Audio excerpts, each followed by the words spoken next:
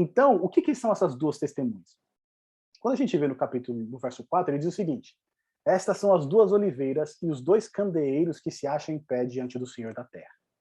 Quando a gente vai para o contexto lá de Zacarias, capítulo 4, a gente percebe que essas duas oliveiras e esses dois candeeiros a qual João se refere aqui, elas representam Zorobabel e Josué. Quem que é Zorobabel e Josué? Zorobabel era o governante da Judéia quando o povo judeu voltou do exílio. E Josué, ele era o quê? O sumo sacerdote. Tá certo? Então, essas duas testemunhas aqui que a gente encontra no capítulo 11, verso 4, que tem o seu pano de fundo lá em Zacarias 4, é uma representação do quê? Do povo de Deus. Lembra que a gente viu lá no capítulo 1 de Apocalipse, que fala que o Cordeiro, né, ele nos resgatou, ele nos comprou para sermos o quê? Reis e sacerdotes. Tá certo? Lá em Apocalipse 5, quando é dada a glória ao Cordeiro, quando ele se assenta no trono, por que é dada a glória a ele? Porque com teu sangue compraste reis e sacerdotes para o nosso Deus. Não é isso? Essas duas testemunhas que a gente vê aqui em Apocalipse 11, representadas lá em Zacarias 4 por Zorobabel e Josué, o que eles eram? Governantes, reis e sacerdotes. Tá certo? Então essas duas testemunhas aqui, elas representam quem? O povo de Deus. Hoje existe uma ideia que essas duas testemunhas, né, seriam Moisés e Elias, que iriam aparecer lá em Jerusalém, no tempo do fim, etc. Né? Elas seriam, né, trazidas aqui para a Terra e elas testemunhariam lá em Jerusalém. Mas quando a gente olha, né, com as nossas chaves de interpretação, a gente percebe que a gente já tem todas as respostas dentro da Bíblia. Tá certo? Então, aqui a gente tem o quê? Essas duas testemunhas. Josué e Zorobabel, que representam o quê? O povo de Deus nos últimos dias. Tá bom? Esse povo de Deus é que vai ser testemunha diante da grande crise que está por vir. E lá no verso 6 vai dizer o seguinte, né? Elas têm autoridade para fechar o céu, para que não chova durante os dias em que profetizarem. Têm autoridade também sobre as águas para convertê-la em sangue, bem como para ferir a terra com toda sorte de flagelos, tantas vezes quantos quiserem. E aqui também abre um ponto muito interessante para a gente. A gente vai ver que os homens do Antigo Testamento que fizeram esse feito, né, foram Moisés e Elias, de fato. Tá certo? E é por isso que muitas pessoas interpretam que Moisés e Elias surgirão aqui nos últimos dias. Mas a grande verdade é o seguinte: nos tempos de João, Moisés e Elias, eles representavam o quê? A lei e os profetas. Tá certo? Então, quando você queria se referir à lei, né, os 5 primeiros livros da Bíblia, a Torá, você fazia referência a quem? A Moisés. E quando você queria fazer referência aos escritos dos profetas, você fazia uma menção a quem? A Elias. Tá certo? Então, Moisés e Elias, eles representam a palavra de Deus, que é a lei e os profetas. Então, aqui no capítulo 11, o que a gente percebe é que essas duas testemunhas, elas não são somente o povo de Deus, mas também é o quê? É a palavra de Deus. Tá certo? Tanto o povo quanto a palavra de Deus são essas duas testemunhas que são apresentadas aqui para a gente no capítulo 11. Elas têm os dois símbolos.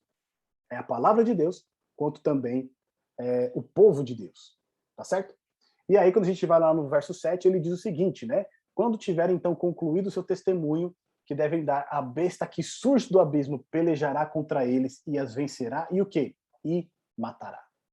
Quem que é essa besta que surge do abismo? A gente já viu lá no nosso estudo em Daniel que besta é um poder, tá certo?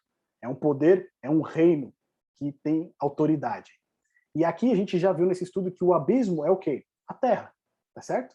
Então diz aqui que surge um poder da terra que vai pelejar contra quem? Contra as testemunhas, que é o povo de Deus, mas também é a palavra de Deus. E ele vai lutar contra eles e não somente vai lutar, mas vai vencer e vai matar. E aí, né, no verso 8, ele faz uma representação que essa grande, né, que o cadáver dessas testemunhas vai ser exposto na grande cidade que espiritualmente se chama Sodoma e Egito, onde também o seu Senhor foi crucificado. Quando a gente olha de novo para a Bíblia, Sodoma e Egito é uma representação do quê? Primeiro, Sodoma, de imoralidade, tá certo? Sodoma era caracterizada por aceitar todo tipo de pecado, todo tipo de imoralidade, né? Tanto que Abraão intercede lá pelas pessoas de Sodoma, né? E não tinha ali nem 5 pessoas justas, tá certo? Então, Sodoma caracteriza o quê? A imoralidade. E o Egito, ele vai representar a ausência de Deus. Lembra lá do nosso estudo de Daniel? Rei do Norte e Rei do Sul? Rei do Sul representava o quê? A força secular, né? O materialismo, a ausência de Deus. Né? Uma representação do ateísmo. Quando Moisés se dirige ao faraó, pedindo para que o faraó liberte o seu povo, o faraó diz, não conheço o Senhor. Tá certo? Não conheço o Senhor e não deixarei ir o povo. Então ele faz uma negação da existência de Deus ali.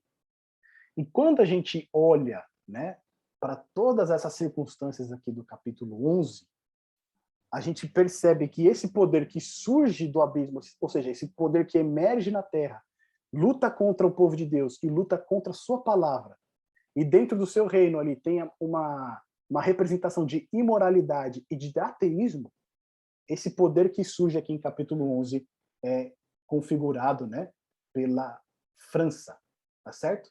Durante a Revolução Francesa, ali, muitos religiosos foram expulsos da França, muitos foram mortos, foram decapitados pela guilhotina, tá certo? E a imoralidade tomou conta da nação. Não somente a imoralidade, como também eles tiraram Deus da nação, tá certo? Naquele momento ali, a França foi declarada o quê? Um país ateu. Então aqui a gente percebe que essas duas testemunhas aqui representam tanto o povo de Deus que foi perseguido nesse período, que foi morto nesse período, quanto também a palavra de Deus que recebeu, né? Ela foi morta ali nesse período. Eles queimavam bíblias, etc. Teve uma certa situação em que amarraram uma série de bíblias num cordão e amarraram no rabo de um burro. Esse burro ele passava e ia levando essas bíblias amarradas na sua cauda. Tá certo? Então essa besta que surge do abismo aqui é o ateísmo que surge com a Revolução Francesa lá no século XVIII. Tá bom? E aí no verso 10 vai dizer o seguinte, que quando essas testemunhas são mortas, os que habitam sobre a terra, e lembra que os que habitam sobre a terra sempre é uma menção, né, aos ímpios, aqueles que se opõem a Deus. O que eles fazem? Eles se alegram por causa deles. E eles realizam festas e enviaram presente uns aos outros, porquanto esses dois profetas fizeram o quê? Atormentaram os que moram sobre a terra. Ou seja, as testemunhas, né?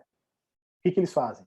Quando eles pregam a palavra de Deus, quando eles levam a mensagem de Deus, isso causa um tormento para a consciência das pessoas. Quando você está vivendo uma vida em desarmonia com a palavra de Deus e você ouve a palavra de Deus e ela corta você exatamente ali, né, naquele ponto que você sabe que você está errando, isso causa um peso na gente, né? E é por isso que essas pessoas aqui, os que habitam sobre a terra, os ímpios, eles se alegram quando essas testemunhas elas são mortas. Tá bom? E aí, diz no final aqui, né, do capítulo 11, mas depois de 3 dias e meio, fazendo uma referência, inclusive, a Cristo, né, que passou 3 dias ali no sepulcro, o que acontece? Um espírito de vida vindo da parte de Deus, neles penetrou, e eles se ergueram sobre os pés, e aqueles que os viram sobreveio grande medo. E as duas testemunhas ouviram grande voz vindo do céu, dizendo-lhes, sobe para cá. E subiram ao céu numa nuvem, e os seus inimigos as contemplaram. Naquela hora houve grande terremoto, e ruiu a 10ª parte da cidade. E morreram nesse terremoto 7.000 pessoas, ao passo que as outras ficaram sobremodo aterrorizadas, e deram glória ao Deus do céu. Passou o segundo ai, eis que sem demora veio o terceiro ai.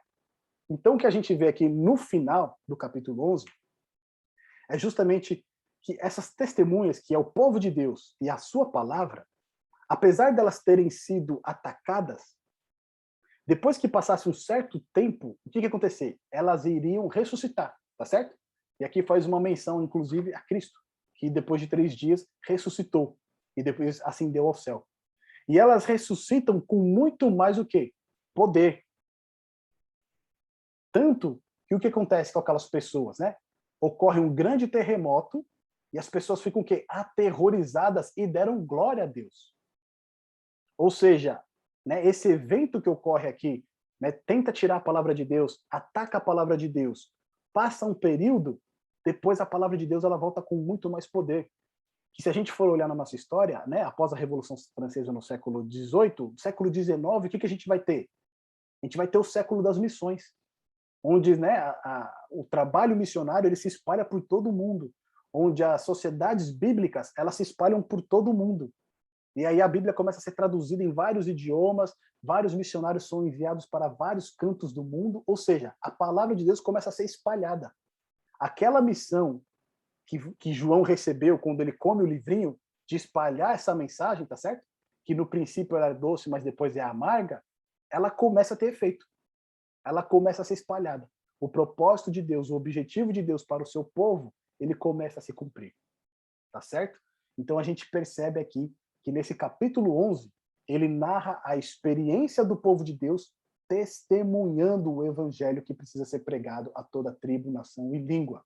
E não somente isso, mas essas testemunhas que são apresentadas aqui no capítulo 11 também se referem à própria palavra de Deus. Amigo, minha amiga, se você gostou desse vídeo, se você foi abençoado por este conteúdo, eu gostaria de convidá-lo a deixar o seu like, fazer o seu comentário e compartilhar esse vídeo também por quem tem interesse por este mesmo assunto. Também não posso deixar de pedir para você se inscrever no nosso canal, para assim você ajudar a divulgar ainda mais o nosso canal para aquelas pessoas que precisam receber estes estudos e também essas mensagens. Que Deus te abençoe.